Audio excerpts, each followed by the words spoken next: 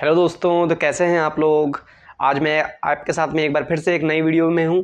इस वीडियो में मैं आप लोगों को केमिस्ट्री पढ़ाने वाला हूं। केमिस्ट्री में आप लोगों को पता होगा पहला चैप्टर जो है वो है विलियन चैप्टर, जिसको सॉल्यूशन बोलते हैं। तो सॉल्यूशन में भी काफ़ी लंबा चैप्टर है, उसमें भी आज हम लोगों को दो टॉपिक पढ़ना है। सबसे पहले तो हम लोग समझेंगे सॉल्यूशन के बारे में, विलियन के बारे में, वो कितने टाइप के होते हैं, किस प्रकार के होते हैं विलियन।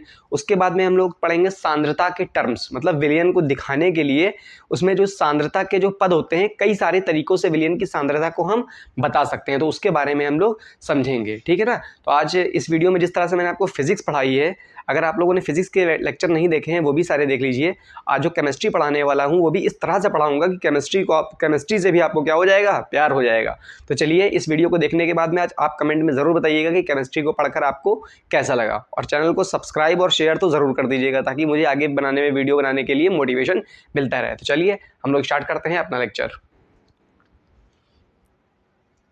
तो सबसे पहले हम लोग समझ लेते हैं विलियन के बारे में। विलियन क्या होता है? देखो, जब दो या दो से ज़्यादा चीज़ों को मिलाते हो तुम, तो उसका एक समांगी मिश्रण बन जाता है। ऐसा मिश्रण जिसमें दो या दो से ज़्यादा चीज़ें मिलाई गई हों और वो मिश्रण किस तरह का हो, समांगी मिश्रण हो, तो उस मिश्रण को ही हम क्या बोलते हैं, विलियन बोलते हैं। ठीक है ना। अब विलियन के अंदर दो या दो से ज़्यादा चीज़ें होती हैं, तो मिश्रण जो होता है वो समांगी मिश्रण क्या होता है, आप लोगों को पता होगा। कुछ चीज़ें ऐसी होती हैं जिनको मिक्स करने पर जो वो बनता है वो बिल्कुल आसानी से मिक्स हो जाती है, उसको बाद में निकालना क्या हो जाता है, मुश्किल हो जाता है। जैसे एग्जाम्पल के लिए अगर हम बात करें, शरबत। शरबत में क्या होता है, शरबत में आपका होता है चीनी और प्लस में पानी। ठीक है ना। तो इनको मिला देंगे आप तो क्या बन जाएगा, शरबत बन जाएगा।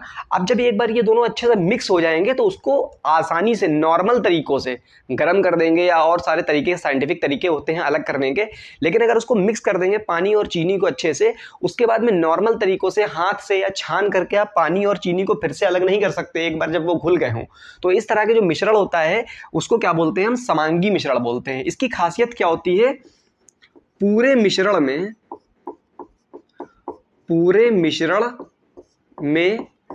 जो सांद्रता होती है एक समान होती है। सांद्रता क्या होती है, एक समान होती है।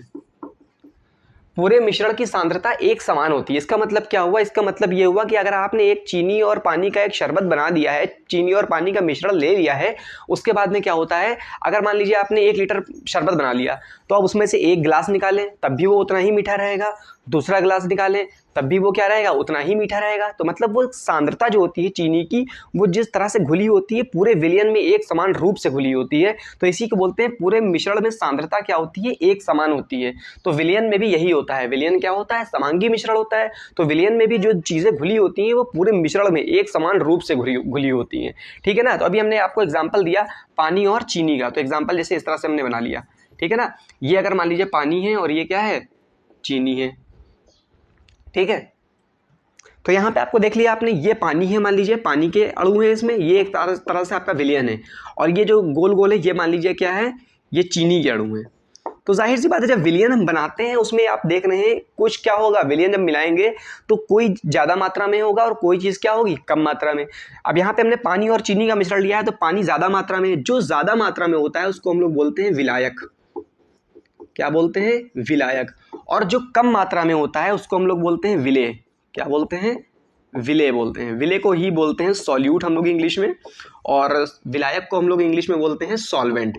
तो जाहिर सी बात है विलेयन किससे मिलकर बना होता है, विलेय और विलायक। तो मतलब आपका एक तरफ क्या हो गया, विलेय हो गया, और एक तरफ क्या हो गया, विलायक हो गया। और विलेय और विलायक को ही मिक्स करने पे जो बनता है उसी को क्या बोलते हैं हम लोग, विलेयन बोलते हैं। विलेयन को इंग्लिश में हम लोग बोलते हैं सॉल्यूशन। तो विलेय जो होता है वो कम मात्रा में होता है, विलेय जो होगा वो हमेशा क्या होगा, कम मात्रा में होगा। और जो विलायक होगा वो क्या होगा, अधिक मात्रा में। आई बात समझ में। तो आप लोगों को अब समझ में आ गया होगा कि विलियन क्या है। अब जरूरी नहीं विलियन में सिर्फ दो ही चीजें हों, एक से ज्यादा चीजें हो सकती हैं, दो से ज्यादा चीजें हो सकती हैं। अगर मान लीजिए विलियन में दो अवयव हैं, क्या है, दो अवयव हैं, मतलब दो चीजें घुली हुई हैं। जैसे मान लो एक यहाँ पे ये वाला एग्जांपल लिया था चीनी और पानी का, तो दो ही चीजें थी यहाँ पे, तो इसको बोलते हैं द्विअंगी विलियन। क्या बोलते हैं, द्विअंगी। अगर तीन अवयव हैं विलियन में अगर तीन अवयव हैं तो उसको बोलेंगे त्रिअंगी विलियन। ठीक है ना। 4 चीजें भी मिल सकती हैं विलयन में, तो उसको क्या बोलेंगे, 4 अंगी विलयन बोलेंगे, ठीक है ना। तो यहाँ पे जितने अवयव मिले होंगे वो उतने अंग होंगे विलयन के। आई बात समझ में आपको। ज्यादातर आप लोग देखेंगे द्विअंगी, 2 ही चीजें मिली हुई होंगी तुम्हारे इस पूरे चैप्टर में। तो आप लोगों को समझ में आ गया होगा विलयन क्या है, 2 या 2 से ज्यादा चीजों के समांगी मिश्रण को जो अच्छे से घुल जाते हैं आपस में और पूरे सोल्यूशन में उसकी कंसंट्रेशन सेम रहती है, पूरे विलयन में उसकी सांद्रता क्या होती है, सेम हो जाती है, तो उस मिश्रण को ही हम क्या बोलते हैं, विलयन। विलयन में 2 चीजें होती हैं, एक होता है विलेय और एक क्या होता है, विलायक। विलायक ज्यादा मात्रा में होगा और विलेय क्या होगा, कम मात्रा में होगा, ठीक है ना। अब 2 से ज्यादा भी चीजें हो सकती हैं, अगर 2 ही चीजें हैं तो द्विअंगी विलयन, 3 चीजें हैं तो 3 अंगी विलयन, ठीक है। अब इसके आगे मैं आपको समझाने जा रहा हूं विलयन के प्रकार। तो देखिए अब हमको विलयन के प्रकार समझना है। विलयन के प्रकार देखो 2 तरह से हम समझ सकते हैं विलयन को। एक तो समझ सकते हैं विलयन के प्रकार को सांद्रता के आधार पर, कंसंट्रेशन के अकॉर्डिंग। देखो सांद्रता जो होती है, सांद्रता का मतलब होता है मात्रा, सांद्रता का मतलब होता है मात्रा। अब विलयन में क्या चीजें होती हैं, 2 चीजें होती हैं, एक होता है विलेय और एक क्या होता है, विलायक। एक होता है सॉल्यूट और एक होता है सॉल्वेंट। जो सॉल्यूट की मात्रा होती है, विलेय की मात्रा होती है, उसी को हम क्या बोलते हैं, सांद्रता बोलते हैं, ठीक है ना। तो सांद्रता के आधार पर देखते हैं, सबसे पहला जो विलयन होता है सांद्रता के आधार पर, उसको हम लोग बोलते हैं संतृप्त विलयन या सैचुरेटेड सॉल्यूशन। सैचुरेटेड सॉल्यूशन में क्या होता है, संतृप्त विलयन में क्या होता है, संतृप्त विलयन में ये होता है, देखो विलेय हो गया ना तुम्हारा, विलेय की अधिकतम मात्रा, विलेय की अधिकतम मात्रा जो 100 ग्राम विलायक में घोली जा सके, घोली जा सके निश्चित ताप पर। इसका मतलब क्या हुआ, इसका मतलब ये हुआ अगर कोई ऐसा सॉल्यूशन है जिसमें विलेय भी है और क्या है, विलायक भी है, और विलेय की अधिकतम मात्रा उसमें घुली है, मतलब उससे ज्यादा विलेय को हम नहीं घोल सकते।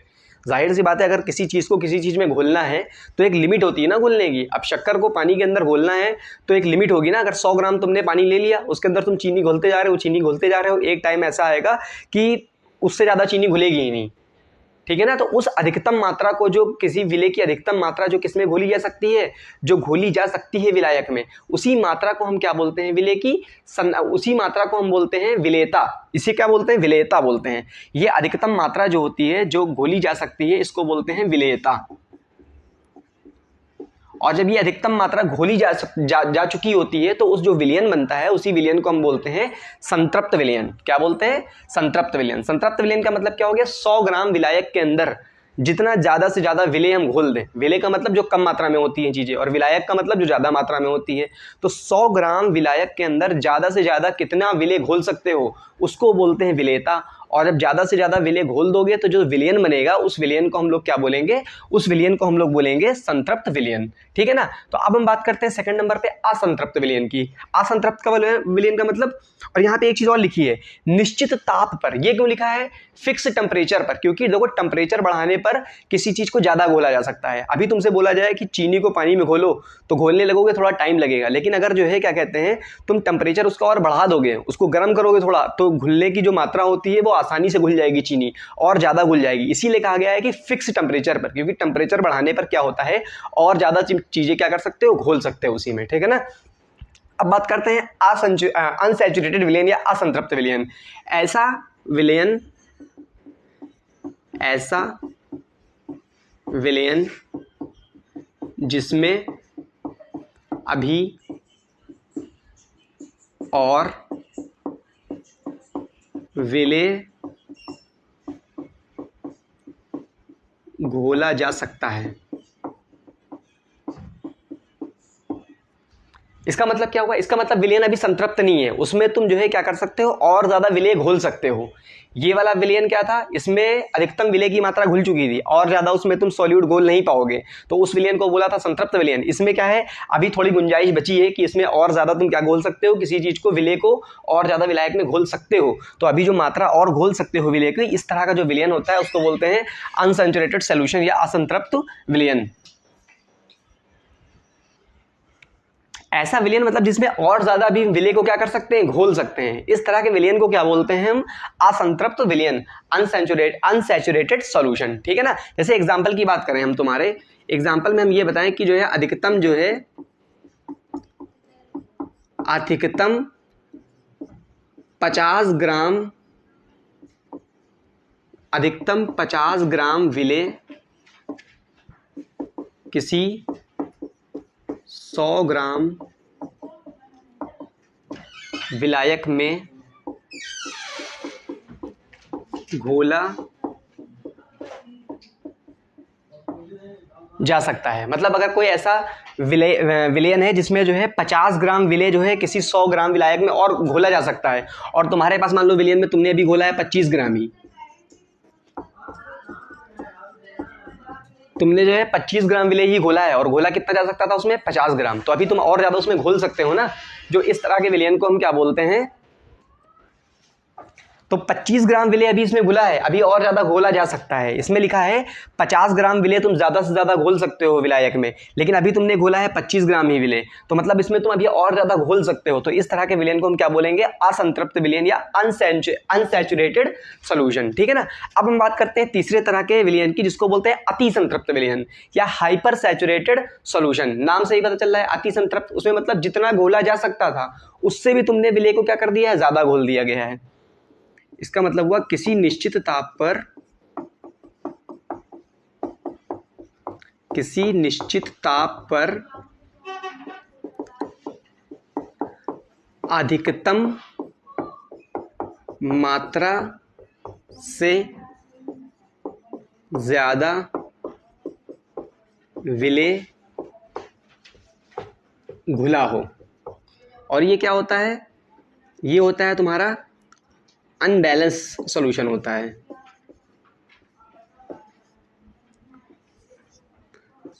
असंतुलित सॉल्यूशन होता है, असंतुलित विलयन।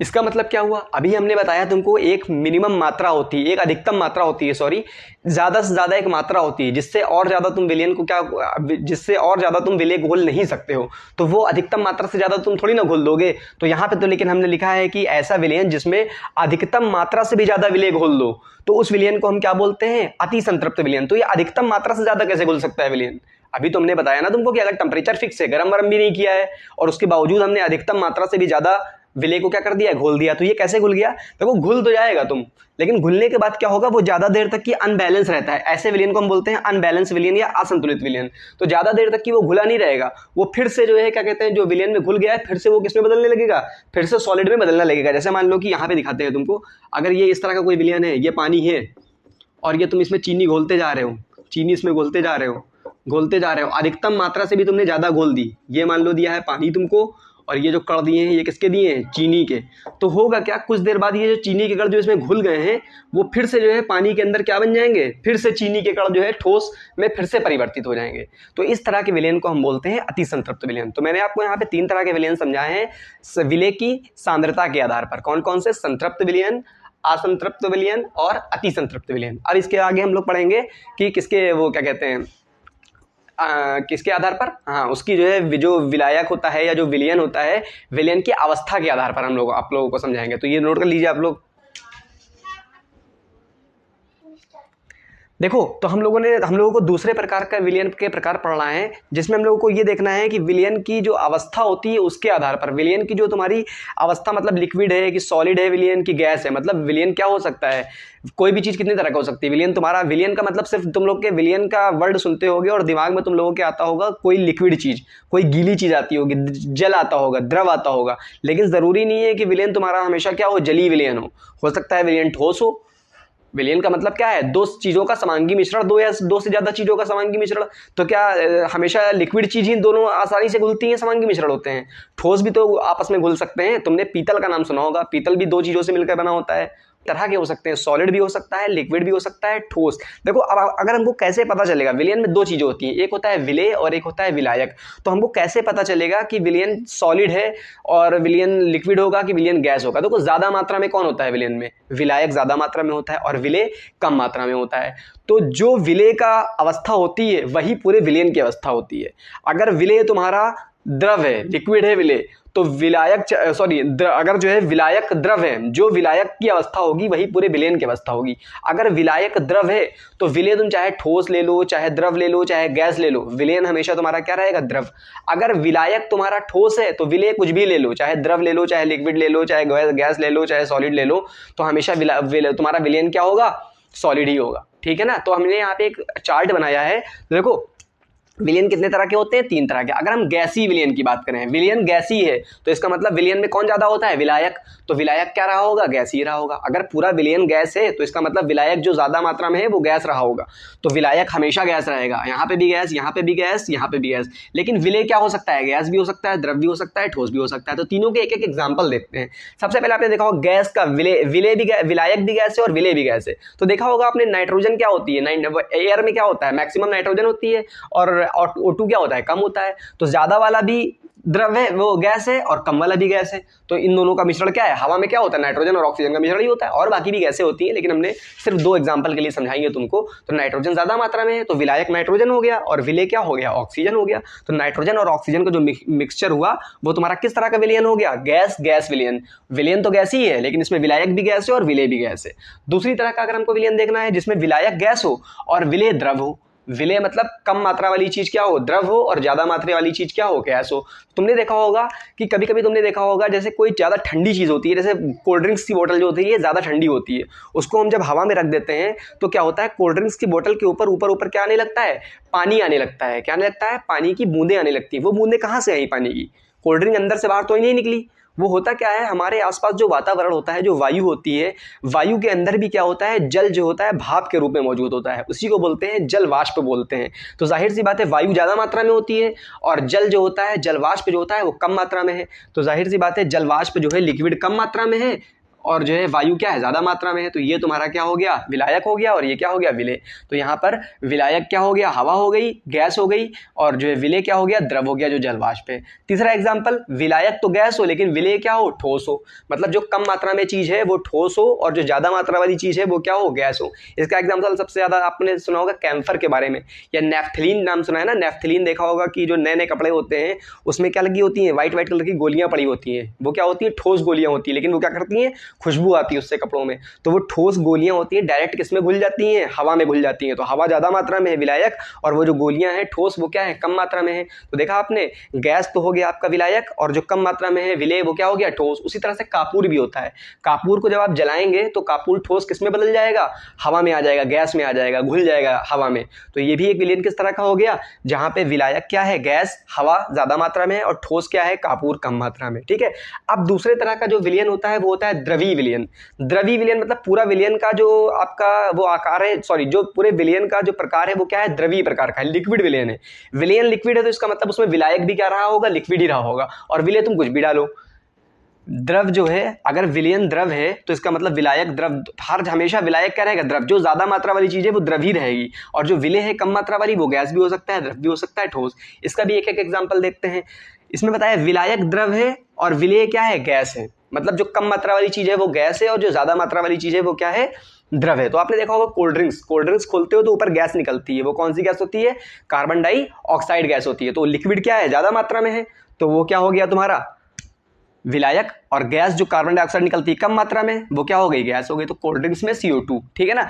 दूसरा एग्जांपल, विलायक भी द्रव हो और विलय भी द्रव हो। तो ये तो बहुत सारे एग्जांपल हो सकते हैं। देखा होगा आपने, पानी और किसका, एल्कोहल को मिलाते हैं, पानी और एल्कोहल को मिलाते हैं तो दोनों द्रव हैं। ये तो आसान सा एग्जांपल है, बहुत सारे एग्जांपल इसके आ सकते हैं। कोई भी 2 लिक्विड चीज मिला दो वो सब क्या हो जाएंगे, किस प्रकार के हो जाएंगे, विलायक भी द्रव और विलय भी द्रव। तीसरा क्या है, विलायक तो द्रव हो लेकिन विलय क्या हो, ठोस हो। इसके भी हजारों एग्जाम्पल मिल जाएंगे। अभी पानी और चीनी का लिया था, चीनी क्या होती है, कम मात्रा में, विलय होती है, ठोस हो गई, और ज्यादा मात्रा में क्या पता, पानी, विलायक। इसका मिक्सचर क्या हो जाएगा तुम्हारा, ठोस, द्रव और ठोस का मिक्सचर। विलायक द्रव है और विलय क्या है, ठोस। अब तीसरी तरह का जो आपका विलयन होता है वो होता है ठोस विलयन।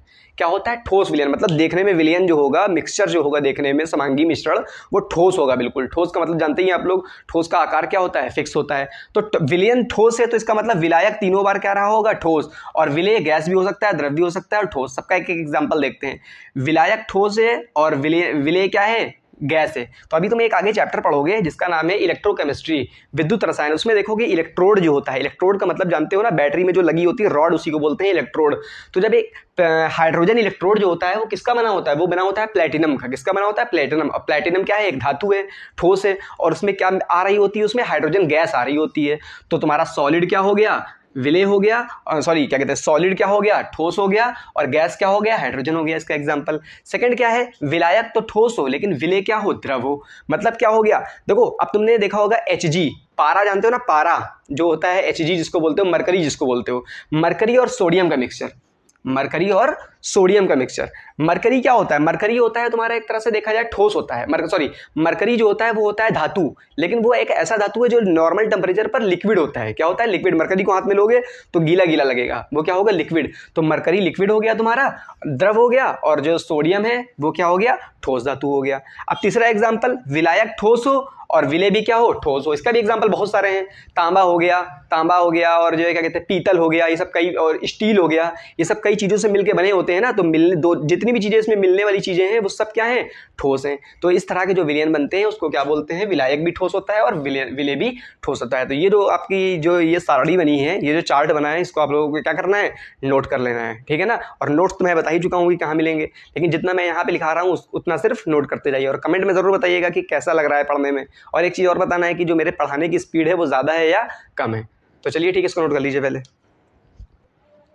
अब हम लोगों को स्टार्ट करने वाले हैं विलयनों की सांद्रता, कंसंट्रेशन, सॉल्यूशन की कंसंट्रेशन। बहुत इंपॉर्टेंट है, यहाँ से तो 100% सवाल आना ही आना है, बोर्ड में भी हर जगह आना है। तो विलयन की सांद्रता हमने बताया क्या होती है, सांद्रता का मतलब होता है मात्रा। किसकी मात्रा, विलयन के अंदर दो ही चीजें होती हैं, एक होती है विलायक और एक होती है विलेय। ज्यादातर तो मात्रा हम विलेय की ही बताते हैं, लेकिन विलायक की भी मात्रा को हम बता सकते हैं। अब विलयन की मात्रा को बताने के एक दो तरीके नहीं होते हैं, विलयन की सांद्रता को बताने के एक दो तरीके नहीं है, 7-8 तरीके हैं।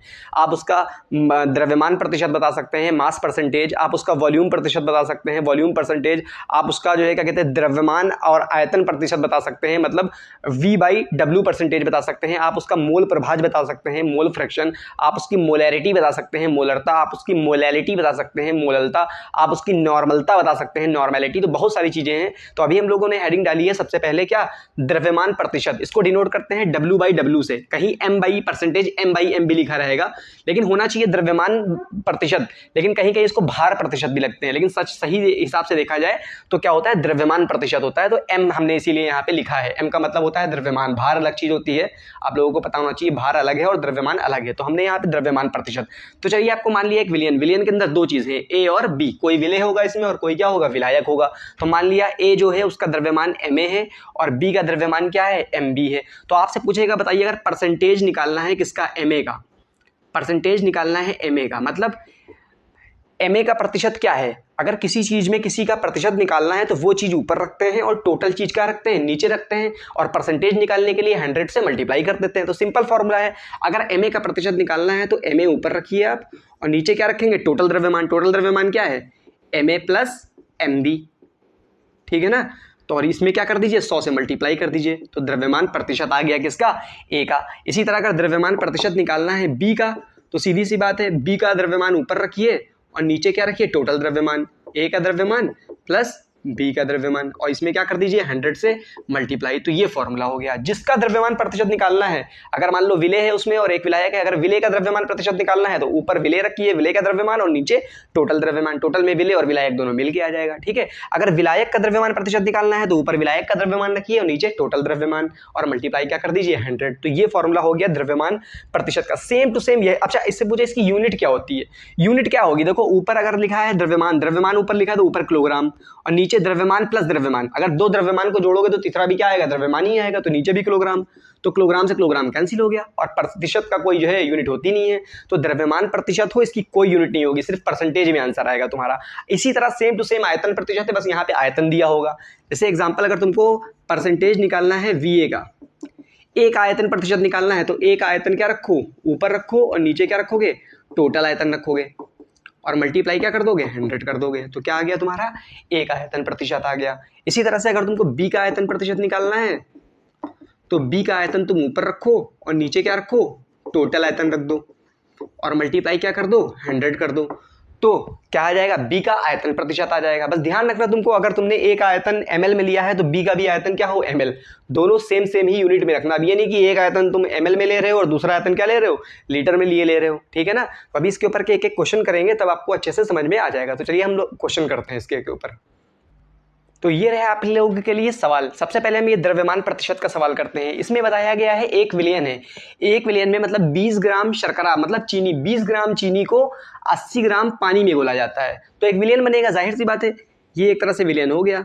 ये हो गया पानी, पानी ज़्यादा मात्रा में है तो ये तुम्हारा हो गया पानी, और इसमें चीनी घुली है, ये इसको दिखा दो चीनी से। देखो इसमें तुम बता पाओगे कौन विलेय है और कौन विलायक है। जो ज्यादा मात्रा में होगा विलेय होगा। 80 ग्राम जल है तो ये क्या हो गया, जल विलायक हो गया। सॉरी, जो ज्यादा मात्रा में होता है उसको बोलते हैं विलायक, सॉल्वेंट। जो कम मात्रा में होता है उसको बोलते हैं विलेय। तुमको देखो द्रव्यमान प्रतिशत किसका निकालना है, तुमको दिया क्या है, m।